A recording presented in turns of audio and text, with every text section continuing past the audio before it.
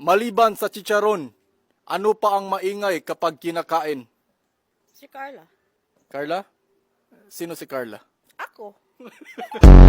If you enjoy spending time alone, what type of person are you?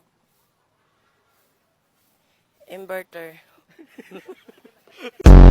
Name something na hindi kailangan ng taong kalbo. Ulo. Sir, makulay ang buhay. Pag sumakabilang buhay. Kung masakit ang iyong ulo, anong gamot ang iinumin mo? Robos. What is the plural form of tomato? Sos.